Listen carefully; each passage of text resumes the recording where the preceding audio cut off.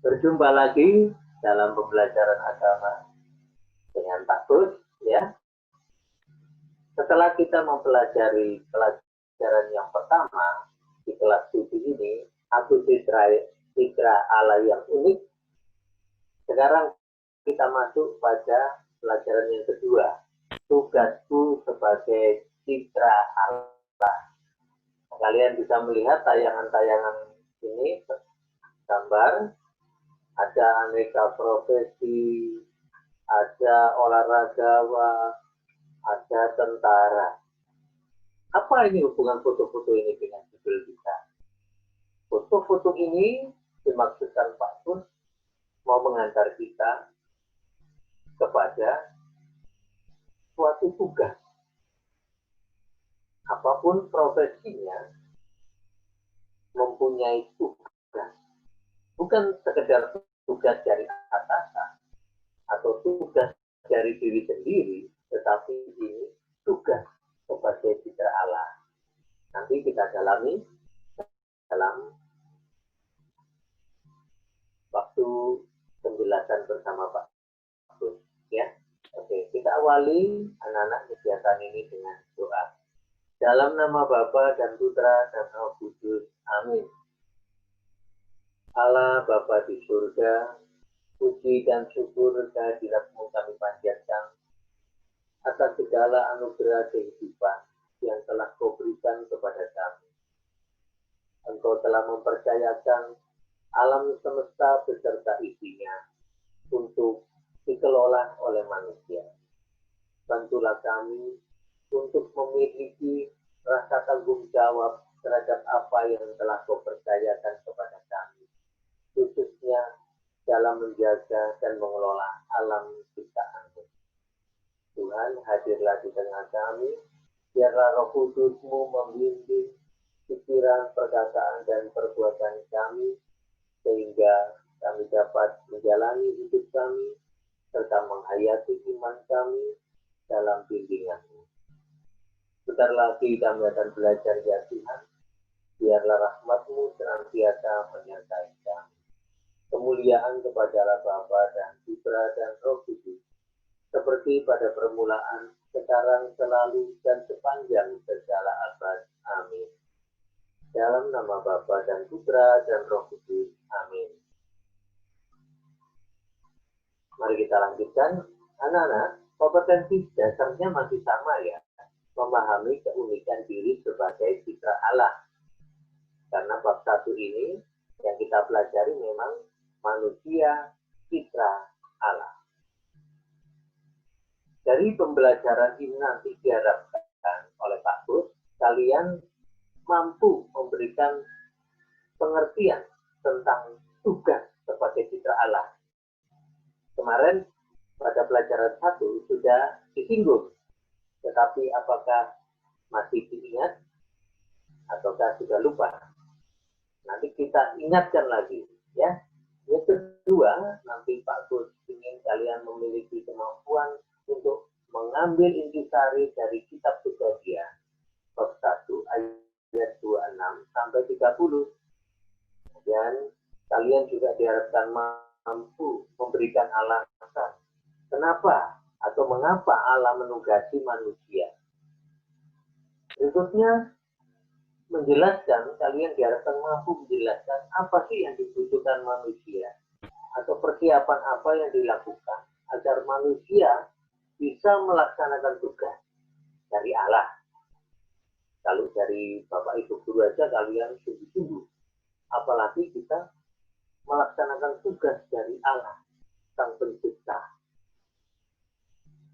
Kemudian, bagaimana cara melaksanakan tugas sesuai dengan keunikan diri? Nah, ini ya, bagaimana cara melaksanakan tugas dengan keunikan masing-masing dalam hidup bersama. Kemudian diharapkan kalian juga mampu menjelaskan sikap yang harus dilakukan, ini penting, ketika gagal melaksanakan tugas dari Allah. Ya kan, tidak semua tugas itu selalu berakhir dengan keberhasilan. Tidak jarang kita mengalami kegagalan. Apakah kalian pernah mengalami kegagalan dalam melaksanakan tugas? Ya, ini Pak Gus akan menjelaskan harus bagaimana kita menyikapinya. Baik, kita langsung masuk kepada pengertian tugas sebagai citra Allah. Anak-anak, kalau kita melihat dari arti kata tugas, nah, artinya apa? Wajib dikerjakan, yang ditentukan atau yang dilakukan. Ya, kita ingat kalau Bapak Ibu guru memberi tugas, kerjakan nomor 3 sampai 6. Berarti yang wajib dikerjakan nomor 3 sampai 6. Jika kita tidak mendengar dengan baik, bisa keliru. Bisa nomor 1 sampai 10 dikerjakan semua. Padahal yang wajib hanya nomor 3 sampai 6. Nah, ini ya.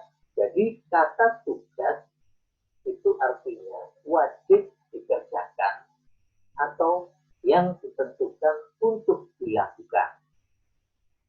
Oke. Bertugas berarti menjalankan tugas. Tugas sebagai ketua kelas. Waktu upacara yang laporan adalah ketua kelas. Menjalankan tugas. Melaporkan keadaan kelas. Tugas ketua kelas. Ketua kelas bertugas. Nah, tugas mesti ada yang menugasi. Yaitu siapa? Atau apa? Menugasi adalah memberi seseorang tugas. Menyerahi seseorang tugas. Yang memberi tugas, menugasi itu kepada seorang yang ditugasi. Sama dengan kata menugaskan, artinya menyerahkan tugas atau menyerahkan pekerjaan kepada tentu saja yang ditugasi. Nah, judul kita adalah tugasku sebagai citra Allah. Nah, jelas di sini ada kaitannya dengan tugasku, berarti hal yang harus dikerjakan oleh diriku sebagai citra Allah. Allah yang memberi tugas kepadaku. Oke ya. Jadi saya bertanggung jawab terhadap tugas ini. Bukan main-main loh ini. Dari Allah sendiri. Bukan hanya saya. Tapi kita semua dipanggil untuk melaksanakan tugas ini. Tugas manusia sebagai citra Allah. Menurut kitab Kejadian bab 1 ayat 28 jelas di situ tertulis Allah memberkati mereka. Lalu Allah berfirman kepada mereka, beranak cuculah dan bertambah banyak. Penuhilah bumi dan taklukkanlah itu. Berkuasalah atas ikan-ikan di laut dan burung-burung di udara dan atas segala binatang yang merayap di bumi. Nah, anak-anak sekalian, lalu apa sebenarnya atau bagaimana atau apa itu tugas manusia sebagai citra Allah? Hal penting dari kitab Kejadian yang bisa kita petik dari Kejadian 1 ayat 26 sampai 28 adalah yang pertama, tugas yang diterima manusia dari Allah itu ditujukan pada keselamatan. Tentu saja maksudnya keselamatan itu keselamatan banyak orang dan kesejahteraan manusia. Ini maksudnya. Ditempatkan pada konteks keselamatan manusia. Maka manusia harus berdamai dengan Allah dan sesamanya. Nah, karena ini datangnya dari Allah, maka cara-cara yang digunakan adalah cara-cara yang sesuai dengan kehendak Allah. Bersama-sama membangun kembali dunia yang rusak akibat manusia. Awalnya alam semesta ini diciptakan oleh Allah baik adanya. Tetapi akibat dosa yang dilakukan Adam dan Hawa, segala usaha manusia ya diawali atau mengawali kalau kepingin hidup sejahtera, kerja keras, penderitaan, karena kita berdosa awalnya. Tapi dulu sebelum manusia jatuh dalam dosa, semuanya baik-baik saja. Karena Allah dan manusia hidup damai. Tapi sejak manusia jatuh dalam dosa, semuanya berubah. Manusia dengan pilihan bebasnya justru melakukan hal-hal yang tidak sesuai dengan kehendak Allah. Nah, karena dulu awalnya baik alam ini. Akibat ulah manusia, alam menjadi rusak. Akibat ulah manusia yang sewenang-wenang, sehingga merugikan manusia dan membuat manusia menderita. Apa itu? Ya, contohnya banjir. Banjir itu tidak dengan sendirinya banjir. Apa?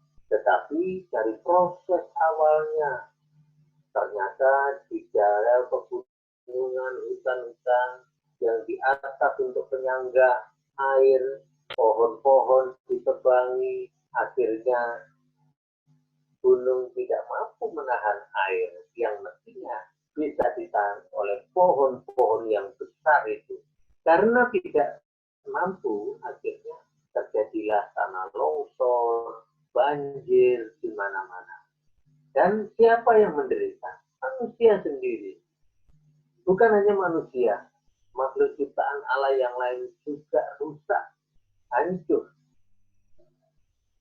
Ya, menjadi korban. Nah, apa itu sebabnya? Ya, akibat sebabnya ya dosa. Dosa membuat manusia menderita dan terpisah dari Allah. Nah, ini ya, tadi Pak Gus bicara soal hutan. Ya, ini ditebangi, diambil kayunya tanpa memikirkan regenerasinya dulu.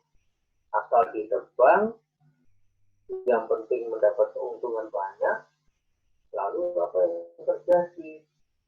Ya, tidak ada reboisasi, penanaman kembali pada hutan yang gundul. Nah, ini. Tolong lindungi alamku.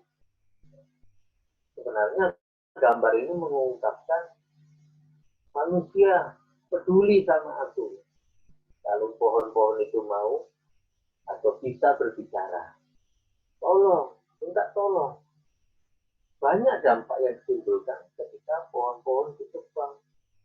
Ya, udara semakin panas, tidak ada angin yang sejuk lagi, karena tidak ada daun-daun tiupan angin yang panas menjadi karena daun yang banyak akhirnya jadi sejuk, udara jadi sejuk.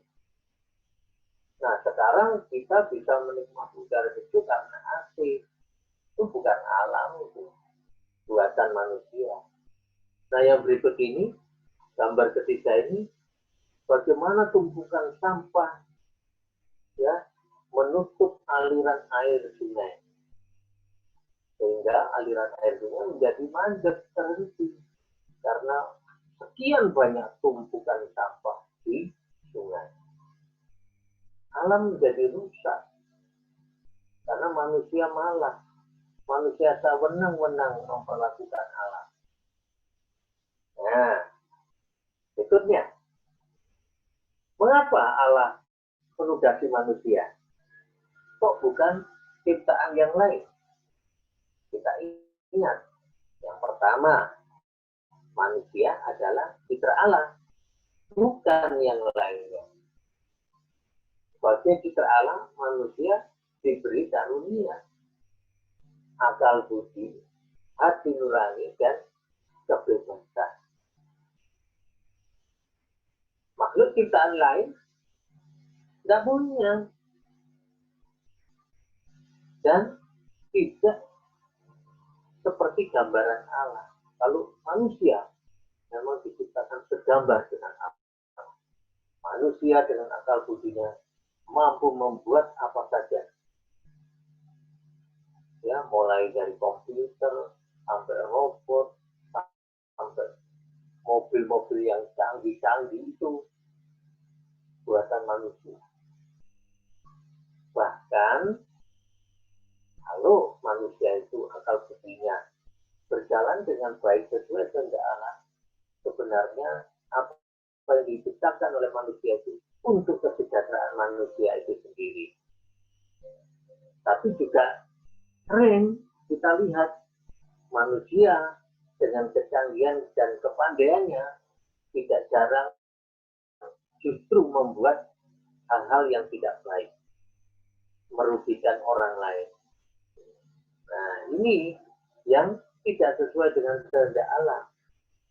Contoh, kalau kita pinter hitung-hitungan, pinter IT, tapi kita justru berbuat kejahatan dengan kepandaian kita. Nah, ini kan bertentangan dengan kehendak Allah. Yang kedua, manusia diberi karunia yang istimewa dari Allah, yang berupa akal budi, hati nurani, dan kebebasan hati untuk kesejahteraan manusia.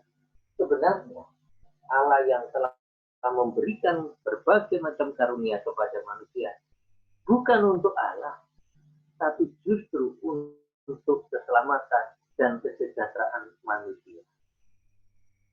Nah, kita sudah tahu toh, segalanya sudah diberikan oleh Allah. Tinggal kita, manusia, bagaimana mengolah. Tidak satupun yang tidak diperhatikan oleh Allah. Tidak satupun yang tidak mempunyai karunia dari Allah. Semuanya diberi. Nah, kalau demikian, apa sih yang dibutuhkan atau yang disiapkan agar manusia itu bisa melaksanakan tugas dari Allah? Dengan penting ya. Kalau saya menyadari citra Allah sebagai citra Allah, maka saya berpikir apa yang perlu saya persiapkan agar saya dapat melaksanakan tugas dari Allah. Tentu saja ada hal yang perlu diketahui. Yang pertama, mengenal kehendak Allah. Nah, tidak mungkin kita tahu kehendak Allah kalau kita tidak mengenal Allah sendiri. Akulah jalan kebenaran dan hidup. Nah, Yesus bersabda, akulah jalan kebenaran dan hidup. Itu apa yang kita ingat? Bahwa Yesus adalah jalan menuju keselamatan.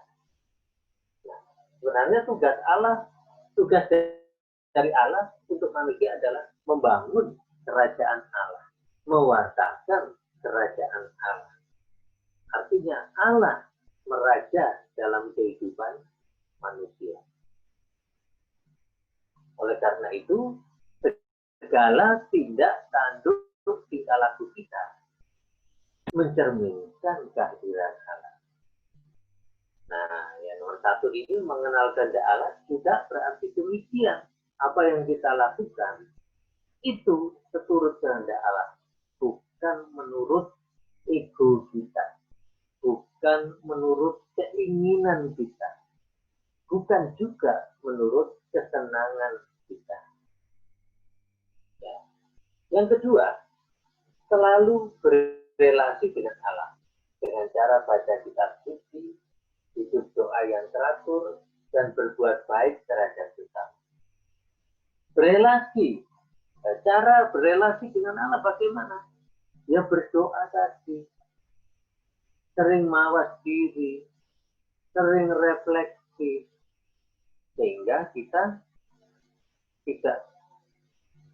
tidak membanggakan diri. Keberhasilan ini datang dari diri sendiri. Akhirnya, jika kita seperti itu, kita semakin tidak mengenal Allah. Bukankah karunia-karunia Allah begitu banyak yang sudah kita terima? Nah, kita tidak boleh mengingkari bahwa semuanya bersumber dari Allah. Bagaimana kita mengenal Allah? Tentu saja dari kitab suci. Kita mengenal karya-karya Allah dari kitab suci. Bagaimana kita bisa mengenal karya Allah? Baca baik-baik kitab suci. Di situ banyak diceritakan sungguh luar biasa karya Tuhan. Semuanya bagi keselamatan manusia. Coba kita lihat, kita ingat. Ketika pemuda di Nain itu mati, apa yang dilakukan itu? Yesus membangkitkan. Ketika Lazarus mati, keluarganya sangat berduka. Dan Tuhan Yesus tahu. Tuhan Yesus membangkitkan. Ketika perkawinan di sana, keluarga kemanten kurang anggurnya. Apa yang dilakukan Yesus? Mengubah air menjadi anggur untuk disuguhkan. Nah, di dalam kitab suci, karya keselamatan Allah sungguh nampak, sungguh hadir, dialami oleh manusia secara nyata. Terus yang ketiga, memiliki sikap yang rendah hati. Nah, ini penting. Apa yang perlu kita siapkan untuk melaksanakan tugas dari Allah ini, yaitu satu sikap yang rendah hati, seperti Yesus, Putra Allah yang hidup. Dia tidak meninggikan dirinya, bahkan mengambil rupa seorang hamba. Maka kalau kita bekerja di ladang Tuhan, melaksanakan tugas perutusan, sikap satu ini yang juga harus dimiliki, kerendahan hati. Lalu, bagaimana cara manusia melaksanakan tugas sesuai dengan keunikan diri? Nah, setiap manusia kan punya keunikan diri. Untuk itu, keunikan diri itu satu sama lain ya saling membutuhkan, saling melengkapi. Sehingga apa yang kita hubungkan, kaitkan dengan tugas dan cara kita mencapainya, tentu saja adalah kita melaksanakan dengan atau sesuai dengan karunia yang diberikan oleh Tuhan. Nah, itu ya. Dengan cara apa? Ya terus kita membangun relasi dengan Allah yang erat. Bagaimana membangun relasi dengan Allah yang erat? Ya itu tadi salah satunya baca kitab suci, berdoa secara teratur. Ya. Itu cara membangun relasi dengan Allah. Lalu apa? Yang kedua, mengembangkan bakat, talenta, keterampilan guna mewujudkan cita-cita. Nah, sebagai pelajar, kamu kan bisa nampak di dalam belajar sungguh-sungguh atau tidak bersungguh-sungguh. Kalian mau berlatih badminton dengan serius, latihan panah dengan serius, menggambar dengan serius, menari dengan serius, main musik piano gitar dengan serius, itu merupakan usahamu. Memang ya, nampaknya sulit, Pak. Ternyata sudah kalian jalani tahap demi tahap, ternyata sekarang hebat. Kalau dulu lihat teks, sekarang tanpa teks pun bisa. Cara bermainnya juga setiap hari meningkat. Karena apa? memiliki ketekunan, kesungguhan dalam mengembangkan bakat. Yang nanti pada akhirnya itu cita-cita sendiri yang akan kalian capai. Tentu tidak ada ya kebahagiaan tanpa diawali dengan pengorbanan. Tentu saja ketika kamu latihan harus berjerih payah kan, ya, PR banyak, harus latihan ini, latihan itu, badan capek semua. Tetapi kalian bisa memetik hasilnya, dan itu kebahagiaan. Karena apa? Karena kita mampu menampilkan diri dengan baik, dengan talenta kita. Contoh, kalau suaramu bagus, itu bukan otomatis ketika kamu tampil langsung bagus. Itu proses. Dari tidak mau menyanyi, lalu tergerak mau menyanyi, lalu berlatih terus sampai akhirnya sudah pintar. Ibarat orang itu dari berjalan pelan, agak lari, lalu terbang.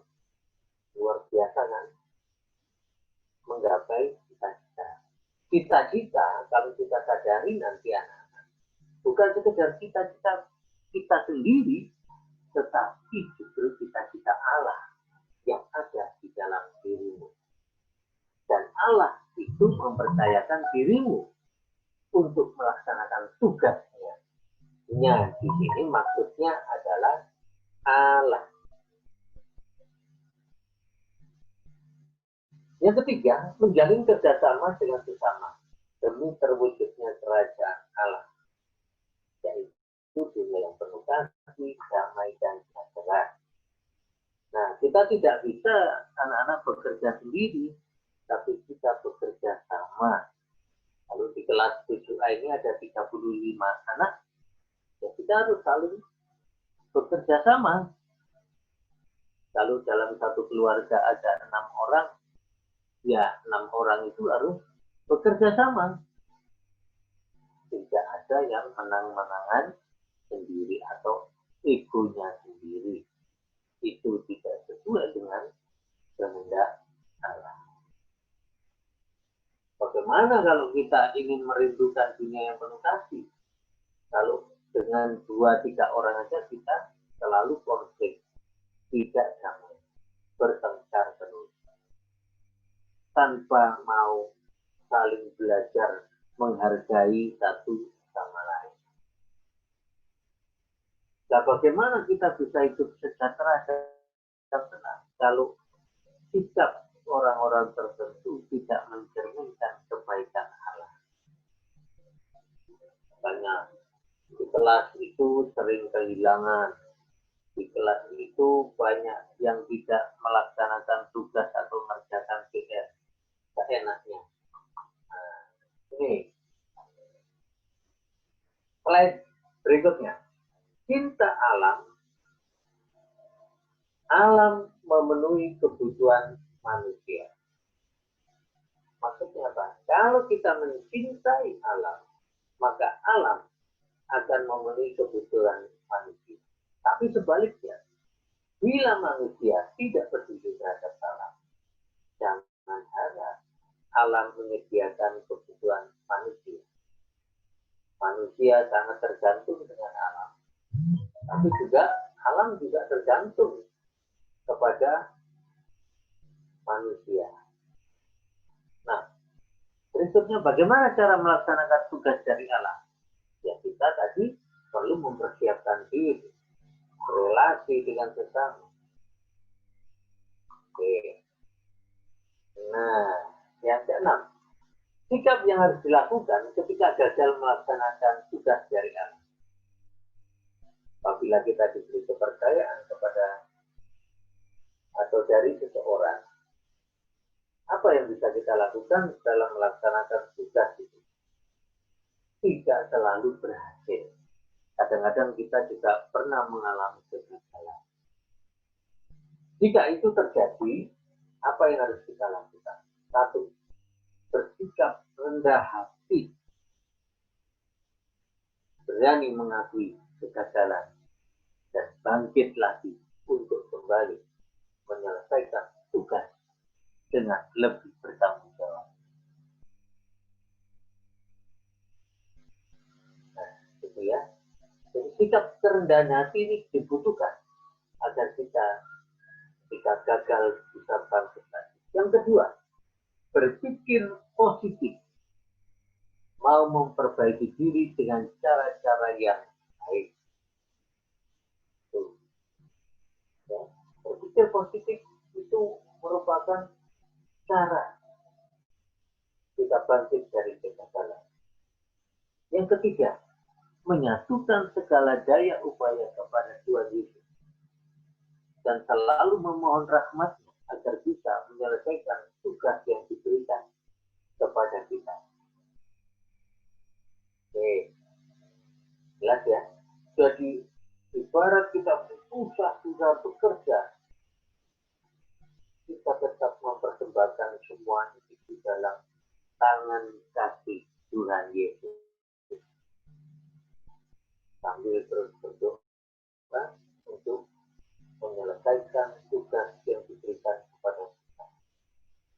Dan satu kebahagiaan jika kita dari awal sampai akhir melaksanakan tugas dan mempersembahkan kembali kepada Allah.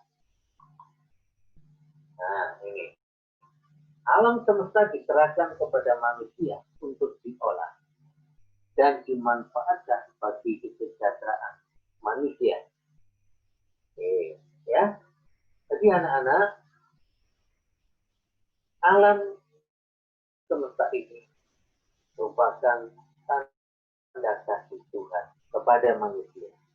Maka kita yang telah dikasihi juga harus menunjukkan sikap membalas kebaikan Allah. Ya, ini ada tangan mengingatkan, ada Yesus, ada banyak profesi di sini, lalu di sini ada kita. Kita masih ingat pelajaran 1. Allah memberikan bakat talenta yang berbeda satu orang dengan yang lainnya agar manusia dapat saling bekerja sama, saling melengkapi, saling menghargai, saling membantu.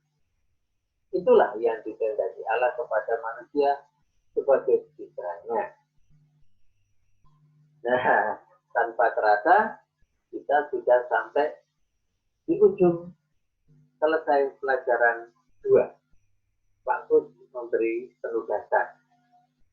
Yang pertama, jelaskan pengertian tugas sebagai citra Allah. Yang kedua, sebutkan 2 hal penting dasar kitab suci. Kejadian bab 1 ayat 26 sampai 30. Berikutnya, jelaskan alasan Allah menugasi manusia. Jelaskan apa yang dibutuhkan manusia bisa melaksanakan tugas dari kita.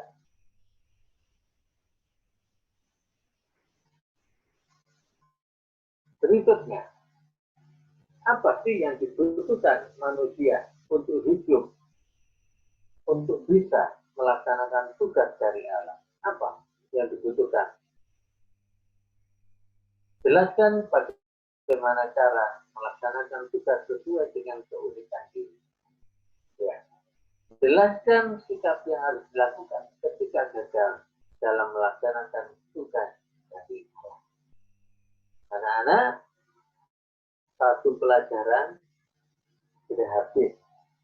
Sekarang coba kalian cerna lagi, mungkin bisa di-download jika perlu, ataupun dengan cara lain. Yang penting kalian bisa mendengarkan lagi apa yang dijelaskan oleh Pastor. Semoga keseriusanmu, kesungguhanmu membantu kalian semua untuk siap menerima tugas dari Allah. Siap menunjukkan prestasi yang baik dari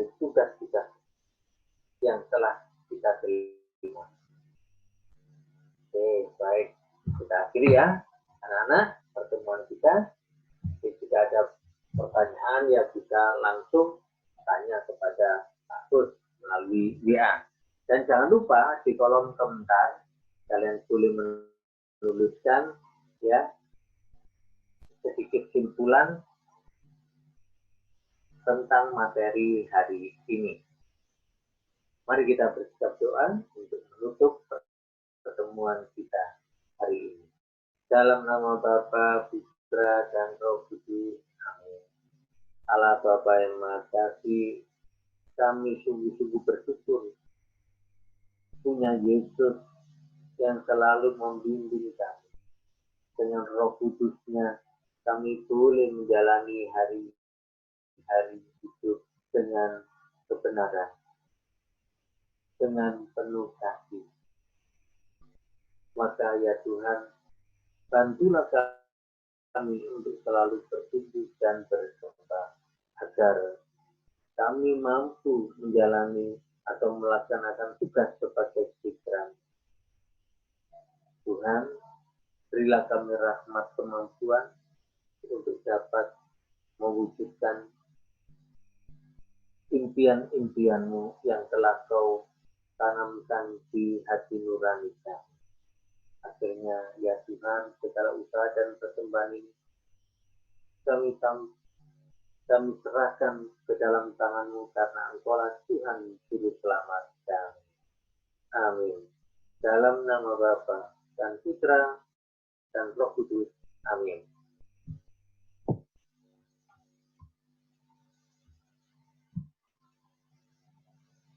Bye-bye. Sampai jumpa.